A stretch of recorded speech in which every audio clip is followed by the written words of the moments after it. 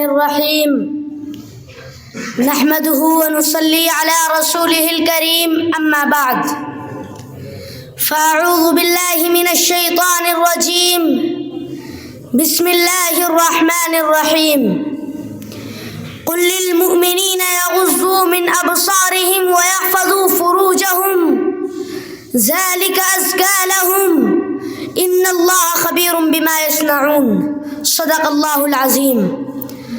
حضرات حکم مستحکم اور رفقائے بزم، یہ ایک ناقابل انکار حقیقت ہے کہ کسی بھی قوم کی حیات اور بقا و ارتقاء کے لیے عفت و عصمت کا تحفظ کلیدی مقام رکھتا ہے۔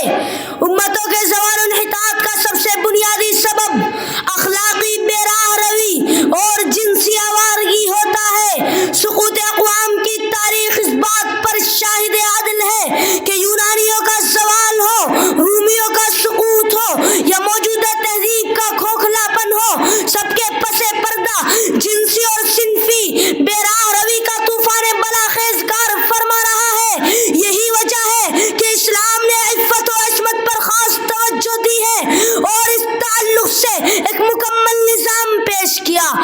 حضرات، اسلام کی نگاہ میں عفت و عصمت انسانی زندگی کا جوہر بے بہا ہے۔ شریعت اسلامیہ نے ہر مرد عورت کو پابند بنایا ہے کہ اس آبگیر عفت و عصمت کا ہر صورت تحفظ کیا جائے اور کسی بھی طرح کا اس میں بال نہ آنے دیا جائے۔ یہ انسان کی مذہبی ذمہ داری بھی ہے اور عقلی و اخلاقی ذمہ داری بھی۔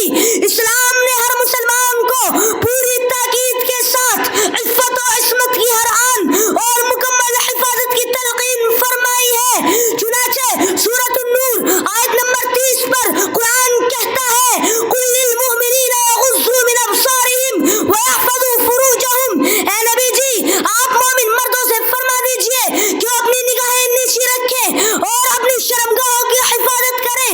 ذَلِكَ أَزْكَىٰ لَهُمْ، یہی ان کے لیے زیادہ پاکیزگی کا ذریعہ ہے۔ اور مومن عورتوں کو غض بصر کا حکم دیتے ہوئے قرآن کہتا ہے وَقُلْ لِلْمُؤْمِنَاتِ يَغْضُضْنَ مِنْ أَبْصَارِهِنَّ وَيَحْفَظْنَ فُرُوجَهُنَّ۔ اے نبی جی، آپ مومن مردوں سے بھی فرما دیجئے کہ وہ بھی اپنی نگاہیں نیچی رکھیں اور اپنی شرمگاہوں کی حفاظت کریں۔ سامعین باتمکین، اللہ رب العزت کے نزدیک عفت و عصمت اور پاک دامنی بڑی محبوب شے ہے۔ شریعت اسلام نے ہر مرد عورت کو پابند بنایا ہے کہ صاحبین عفت و عصمت کا ہر صورت تحفظ کیا جائے۔ سامعین باتمکین، جہاں عفت و عصمت کے بے شمار فوائد ہیں، وہیں اپنے دامن عفت کی حفاظت نہ کرنے پر بڑی وعید آئی ہے۔ چنانچہ سورۃ فرقان آیت نمبر 18 پر قرآن کہتا ہے وَلَا يَزْنُونَ وَمَن يَفْعَلْ ذَلِكَ يَلْقَىٰ أَثَامًا۔ معلوم ہوا کہ جو بدکاری میں مبتلا ہوگا اور اپنے دامن عفت کو داغدار کرے گا، اسے اپنے گناہ کے انجام سے دوچار ہونا پڑے گا اور روز قیامت اس کے عذاب میں درجہ بدرجہ اضافہ کیا جائے گا۔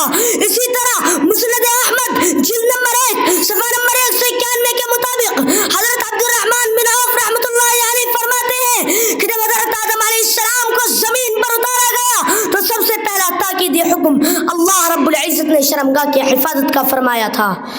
حضرات، ان آیات اور احادیث مبارکہ سے سبق ملتا ہے کہ نکاح کرنا اور اپنی نگاہوں کی حفاظت کرنا تحفظ عفت و عصمت اور پاک دامنی کا بہترین ذریعہ ہے۔ دعا کرے کہ اللہ رب العزت ہم سب کو پاک دامن رہنے کی توفیق عطا فرمائے۔ آمین۔ وآخر دعوانا ان الحمد للہ رب العالمین۔